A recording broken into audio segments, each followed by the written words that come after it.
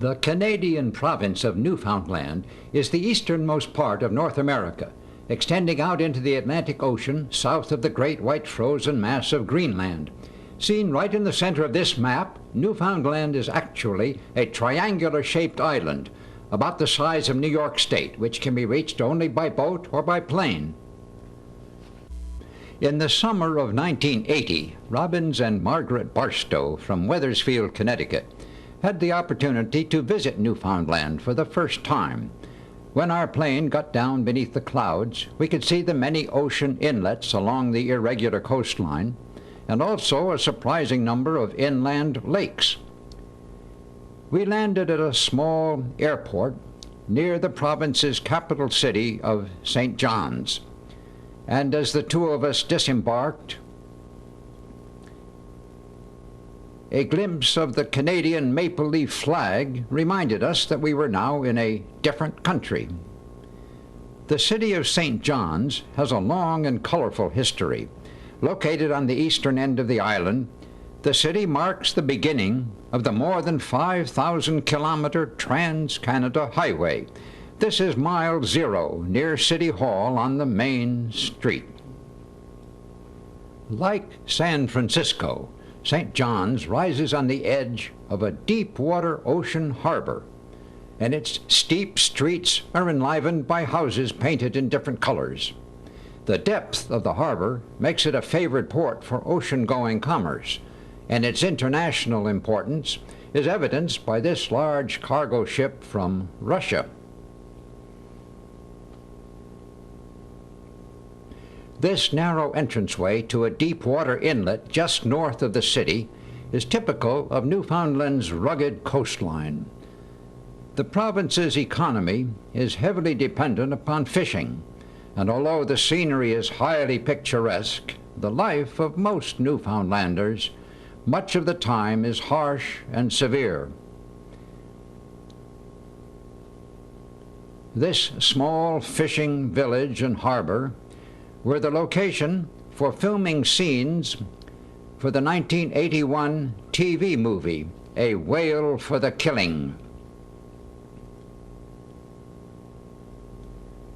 Near the center of St. John's is the famous Hotel Newfoundland, and it was here that we were to meet other members of our Newfoundland excursion group. We had signed up for a one-week visit to Trinity Bay for the prime purpose of whale watching. The van sent to pick us up at the hotel was driven by an old friend of ours, Ben Baxter from Newington, Connecticut. The pleasure of seeing him again added to the excitement as we loaded our bags into the van for the 3-hour drive to the place we would be staying for the next week. We headed west on the first leg of the Trans-Canada Highway, which, of course, after crossing Newfoundland, requires a ferry to get over to the mainland for traversing the rest of Canada. We drove past ocean inlets, bays, and fjords, which give the island such an irregular coastline, and then we turned north and east to follow the signs to the small town of Trinity on a picturesque peninsula pointing out into Trinity Bay.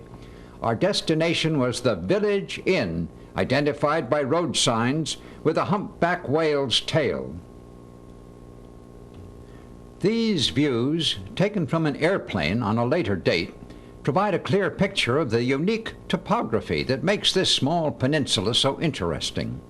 It sticks out like a giant thumb into the offshore waters of Trinity Bay. The little village of Trinity is nestled at the base of the thumb, and right in the middle of the settlement is the square 2-story white building, which is the Village Inn. There are boat docks on both sides of the thumb's base, and a single roadway outlines the peninsula's perimeter. The waters of Trinity Bay are accessible by boat from either side.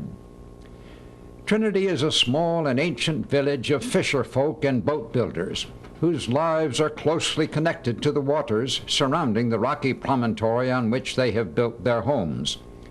The Village Inn is owned and operated by a noted Canadian scientist and whale researcher, Dr. Peter Beamish, who for many years has been studying the humpback whales in particular, which summer in the North Atlantic Ocean off the coast of Newfoundland and frequently feed in Trinity Bay. Following the narrow, twisting streets through the town, our van arrived at the village inn to find Dr. Beamish waiting on the front steps to greet us. Peter had visited us at our home in Wethersfield when he had been on lecture tours in previous years, so seeing him again was like a mini reunion. The second floor of the inn is set aside for guest rooms, with the first floor containing parlors, dining room, kitchen, and library. On the wall inside the front door we saw drawings by Connecticut artist Donald Sonetti of the 8 species of whales which can be found in the North Atlantic. On the top left is the bowhead whale, then the right whale and the orca. In the middle are the fin whale and the minke, and on the right are the sperm whale, the humpback, and the small white beluga whale. The 3 whale species which we were most likely to encounter were the fin, the humpback, and the minke. The minke is the smallest of the great whales, growing to only about 30 feet in length. It moves swiftly, usually surfacing for only a quick breath and rapidly diving again, so one is lucky to get even a glimpse of a minke whale with its small pointed dorsal fin. The fin whale is second in size only to the 100-foot blue whale and grows up to 80 feet in length. Its long, streamlined body and strong horizontal tail allow it to swim at such high speeds that the fin whale has been called the greyhound of the sea. The favorite species of most North American whale watchers, however, is the humpback whale. It grows to be 45 feet in length and has long white flippers extending out almost like wings, which it uses to guide its underwater glides. Its powerful tail is exceptionally beautiful, with varying white and black markings underneath and little pointed tips on each side. This painting by Richard Ellis shows the close bond between mother and calf, with their backs colored by the sun. This is Don Sonetti's drawing of humpbacks in love. After a good night's sleep at the inn, Meg and I were eager for our first trip out to look at these wondrous whales.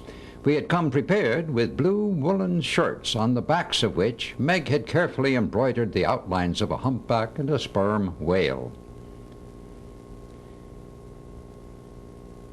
We learned that for all boat excursions on these sometimes rough and always cold Newfoundland waters, we all needed to wear life jackets.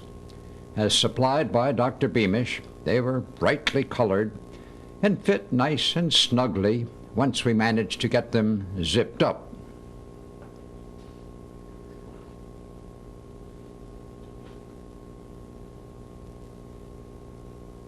There were a number of family groups with children who had come to Trinity to participate in this special week of whale-watching adventures with Peter Beamish. As we set out together from the inn that first morning, Peter seemed like the Pied Piper of Hamelin, leading the crowd on the walk through the town to the boat dock. With our bright red life jackets, we made a colorful procession strolling along the village streets. Near the dock, we passed the site of one of the oldest British settlements in North America, dating back to the late 1500s. Our first whale-watching excursion was to be on a sailboat. Dr. Beamish had chartered the boat for the day, with its bright orange maple leaf Canadian flag flying in the breeze. The local captain welcomed the opportunity to take this mixed group of tourists from various parts of Canada and the United States out to the whales' feeding grounds, and we were eager to come aboard and get underway. As the boat made its way under power out of the harbor and into the open ocean part of the bay, we wondered what lay in store for us this day. Part of the excitement of whale watching is never knowing exactly what will happen, or just when or where whales may appear. We all gathered on the foredeck and kept our eyes peering at the sea's surface, looking for spouts. The first sign of whales is usually a small puff of white mist rising on top of the water where a whale has surfaced to breathe, expelling stale air from its lungs, which condenses in the cold surface atmosphere. Who will be the first to see one of these white puffs? There, a spout. And there's another one. 2 whales. We are in luck. As we kept watching the surface, we saw more and more spouts, and then came the thrill of seeing a pair of flukes, the broad tail, rising out of the water and then disappearing as the whale heads down into its underwater realm. Soon we found ourselves surrounded on all sides by numbers of these incredible leviathans. They were humpback whales, and sometimes we could see in the water the greenish-white flipper before the whale's back broke the surface.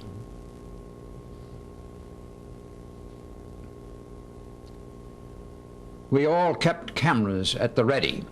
They are called humpback whales because when they dive, they put their heads down and arch their backs in a great hump, and then raise their tails in a graceful curve, displaying the beautiful serrated flukes with the pointed tips. Did you get that photo? Great. We spent most of this day watching and photographing these wondrous marine mammals, amazed at how close they came to our sightseeing boat. A special thrill was seeing this mother and calf. On the way back to the dock, we all felt we had had a wonderful introduction to the humpbacks of Trinity Bay. The next day, it started out raining, so we decided to take a trip by car to see some inland scenery. Peter took us to a beautiful lake surrounded by wooded hills, where he gave some of the youngsters a lesson in fly fishing, while some of us oldsters enjoyed the view from a hilltop overlooking one of the fjords. We wondered what the whales were doing today out there in the ocean depths beyond. Food had been brought along for a big family picnic in this idyllic setting. I particularly relished the taste of something I hadn't had for many years, peanut butter and honey sandwiches. Good. Not far from our picnic site, we found a small group of horses. During the summertime, these horses are left wild to roam the hillsides and feed on their own. They do useful farm work for their owners when they are rounded up in fall and spring. We approached them cautiously, and a few of the horses allowed us to pet them, which we did, gingerly. The following morning, even though the sky was overcast, we got ready for our second whale-watching excursion, wearing the heavy blue rain gear we had brought along. This time, we departed from the boat dock on the other side of the Trinity Peninsula, where boat building is still carried on. We observed 2 long square logs being carefully trimmed into rounded masts. Ben Baxter was checking out the small inflatable rubber boats called Zodiacs, which we might be using on this trip. We shook hands with the captain as we boarded the small single-masted sailboat on which half of our group was traveling this day. At one time, both Canada and the United States were major whaling nations, but like the U.S., Canada stopped its commercial whale killing in the early 1970s. As we headed out, another passenger from Connecticut, Frank Gardner, pointed out to Meg the site of a former Canadian whaling station. 2 young crew members on this trip were whale researchers Numi Spitzer and Jeff Goodyear. Jeff was later featured in the outstanding educational TV series The Voyage of the Mimi. A motor launch carried the other half of our group this day, so we would have double access to whatever whales we might encounter. And sure enough, as soon as we got out to their ocean realm, there were the whales' spouts, backs, and exquisite tails. We could see the large double blowholes on the tops of their heads as they surfaced to breathe, before humping their broad backs and lifting up those graceful sky-pointing flukes. We were indeed to have the unique experience this day of seeing the whales from right on the surface of the water, live and up close. We took turns getting down into one of the Zodiacs and following the whales on their own level with an outboard motor, being careful not to disturb or harass them. What a thrill this was! We could touch the water with our hands, and from this small surface platform we could see the tails of different whales dramatically silhouetted against the sky. One after the other, they would elevate their flukes and dive. What a procession of awesome wonder. And then came a heart-stopping experience. We had turned the motor off and were just using a paddle to maneuver the boat when all of a sudden we looked out and saw a family of humpback whales heading right toward us. But just as they got within a few yards, they veered off and swam around our little boat. It was abundantly clear that they were fully aware of our presence, and from that moment on, we had no fear. We just kept focusing on snapping one close-up photo after another. We came back to the main boat exhilarated and totally reassured that, giant as they were, these creatures would not harm us. Then, with whales continuing to parade past us, we signaled the other boat that we wanted to make a noontime stop at a small fishing village along the coast. So both boats headed into the narrow, rock-bound inlet and tied up for lunch at the fishermen's wharf. We were able to go ashore and talk with a few of these hardy Newfoundlanders, whose way of life remains a constant struggle for survival. We saw a load of filleted fish spread out on racks to dry. One of the young men in a small boat also displayed for us another commercial crop harvested from the sea, squid, plentiful here in certain seasons. While eating our picnic meals spread out in the cockpit, we appreciated the opportunity to observe the rugged setting of this small, close-knit coastal community. Back on the water again, we went farther out in the hope of seeing some other species of whales besides humpbacks. Ben Baxter kept a lookout from up in the rigging, and after a while of watchful waiting, there they were, a couple of long, sleek, fin-back whales. We got down in the Zodiacs again, and running parallel to the whales, we had to keep the motors going nearly at top speed just to keep up with them. These greyhounds of the sea, 60 or 70 feet long, cruised along the surface with just their backs showing, propelled by the smooth up and down underwater pumping of their powerful horizontal tails. We had had the rare privilege of a dramatic, close encounter peacefully with the second largest animal on Earth, the fin whale. Returning to the boat, watch now, just to the left of the bow as a giant tail fluke flashes out of the water, showing us how large a humpback's tail really is. It took us some time to calm down and catch our breaths after this day's fabulous whale-watching adventures. But on our way back to Trinity that afternoon, watching the now familiar humpback dives, there was one more thrill awaiting us. The sight of a minke whale. They surfaced so quickly and briefly that if you blink, you miss seeing the small back and short dorsal fin. But this meant that we had viewed 3 different species of great whales on this one exciting day. Back at the village inn at the end of the day, we welcomed the opportunity for some local socializing at the Spouter Pub, which Peter maintains at the back of the inn. We also learned about another aspect of Dr. Beamish's work. Occasionally, a humpback whale becomes entangled in a fishing net, and Peter has set up a whale hotline, which fishermen can call if they find a whale caught in a net. Peter will send out a rescue party to try to save the whale by freeing it from the net, and also try to minimize the damage to the expensive fishing gear. Peter's family, including his wife and 2 young sons, lived with him at the inn year-round. It serves as a research center, and in the backyard he has on display the skulls of several species of dolphins and small whales found stranded in the area. On our 3rd day of whale watching out in Trinity Bay, the skies were again overcast and the water was dark, but we soon found ourselves heading into a sea full of small geysers where whales were surfacing almost everywhere. That morning we had a marvelous opportunity to observe the great variations in the patterns of black and white markings on the undersides of humpback whale tails, some almost entirely black, some almost all white. We could clearly see how scientists are able to distinguish and identify individual whales on the basis of each one's unique tail markings. Some whales can also be identified by the shape of the small dorsal fin in the middle of their back.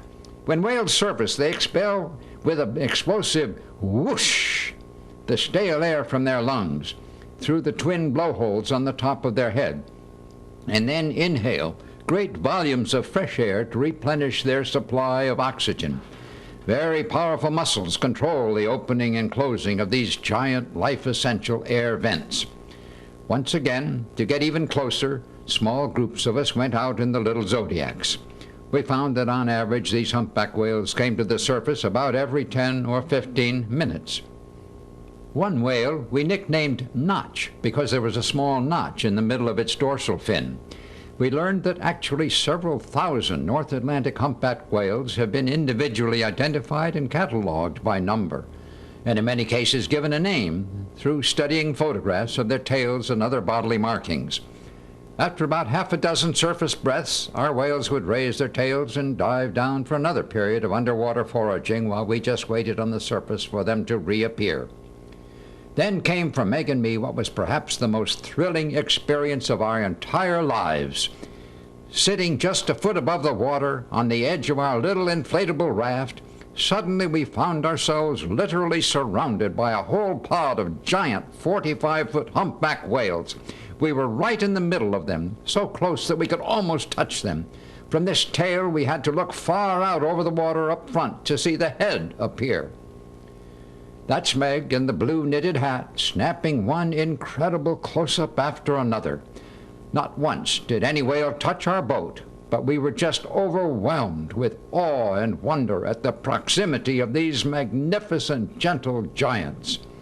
We lost ourselves in their presence, taking photo after photo and film shot after film shot.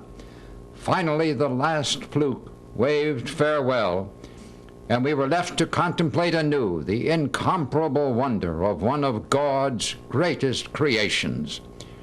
We were a long time recovering from this unforgettable encounter. The following day the weather was rainy again, so our group took another van trip on land, this time up along the coast.